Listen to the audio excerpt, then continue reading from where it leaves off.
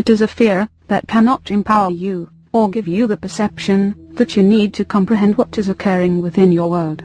If you can become informed, then fear is transformed into concern, and concern is transformed into constructive action.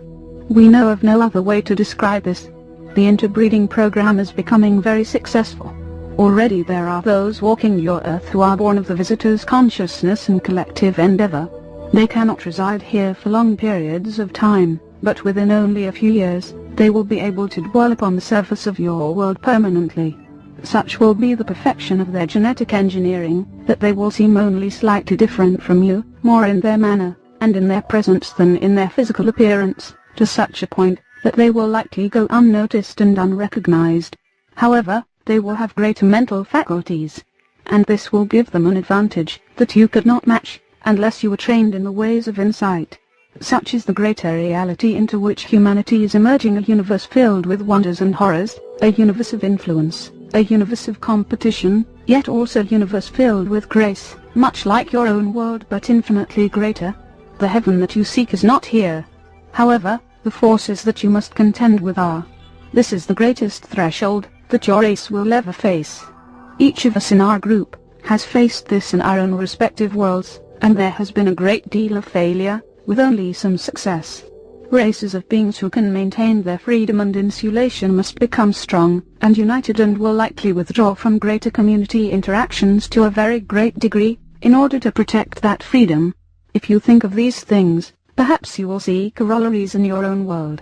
The unseen ones have told us a great deal regarding your spiritual development and its great promise, but they have also counseled us that your spiritual predispositions and ideals are being greatly manipulated at this time.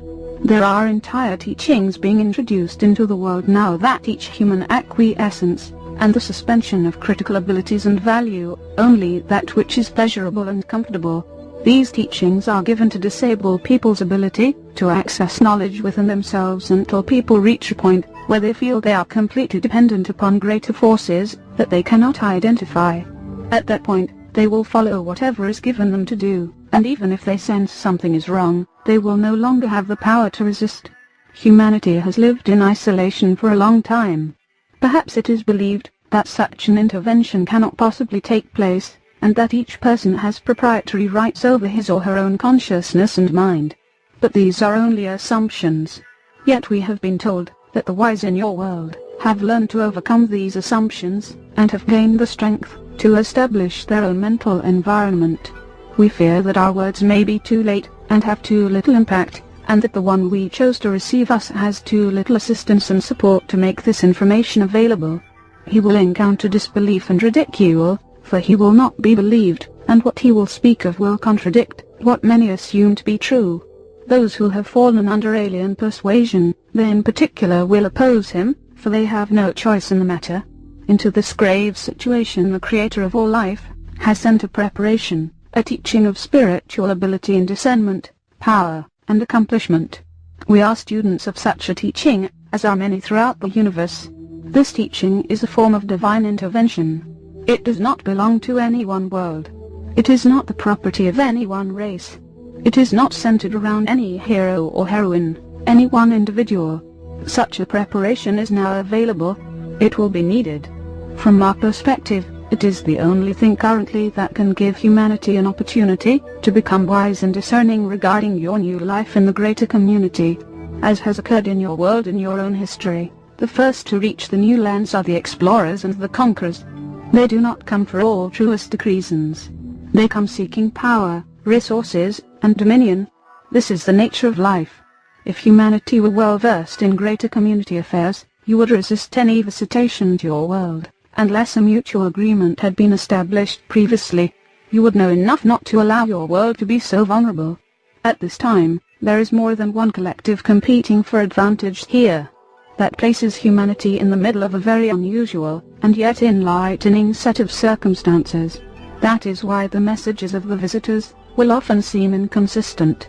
There has been conflict amongst them, yet they will negotiate with each other should mutual benefit be recognized. However, they are still in competition. To them, this is the frontier. To them, you are only valued as being useful. If you are no longer recognized as being useful, you will simply be discarded. Here there is a great challenge for the people of your world, and particularly for those who are in positions of power and responsibility, to recognize the difference between a spiritual presence and a visitation from the greater community. Yet how can you have the framework to make this distinction? Where can you learn such things? Who in your world is in the position to teach about the reality of the greater community? Only a teaching from beyond the world can prepare you for life beyond the world, and life beyond the world is now in your world, seeking to establish itself here, seeking to extend its influence, seeking to win the minds and hearts and souls of people everywhere. It is so simple, and yet so devastating. Therefore, our task in these messages is to bring a great warning, but the warning is not enough. There must be a recognition amongst your people, at least amongst enough people here. There must be an understanding of the reality that you are now facing. This is the greatest event in human history, the greatest threat to human freedom, and the greatest opportunity for human unity and cooperation. We recognize these great advantages and possibilities, but with each passing day their promise fades as more and more people are captured, and their awareness is recultivated and reconstituted, as more and more people learn of the spiritual teachings that are being promoted by the visitors, and as more and more people become more acquiescent, and less able to discern. We have come at the request of the unseen ones, to serve in this capacity as observers. Should we be successful, we will remain in the proximity of your world only long enough to continue to give you this information. Beyond that, we will return to our own homes. Should we fail, and should the tide turn against humanity, and should the great darkness come over the world, the darkness of domination, then we will have to depart, our mission unfulfilled. Either way, we cannot stay with you, though should you show promise we shall stay until you are safeguarded, until you can provide for yourselves. Included in this is the requirement that you be self-sufficient.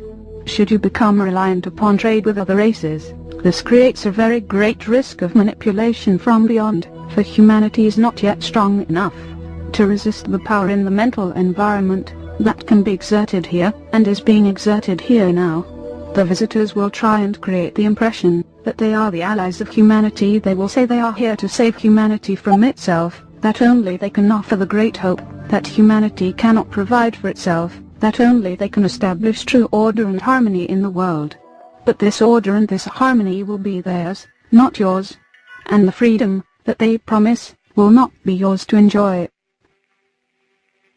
Fourth briefing: manipulation of religious traditions and beliefs.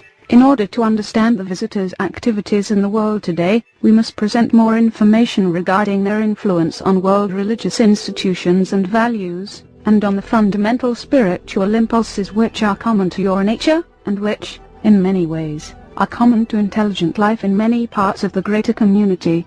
We should begin by saying that the activities that the visitors are conducting in the world at this time have been carried on many times before in many different places with many different cultures in the greater community. Your visitors are not the originators of these activities, but merely use them at their own discretion to the extent that they are aware of them, and have used them before. It is important for you to understand that skills in influence and manipulation have been developed to a very high degree of functionality in the greater community. As races become more adept and more capable technologically, they exert more subtle and more pervasive kinds of influence upon one another.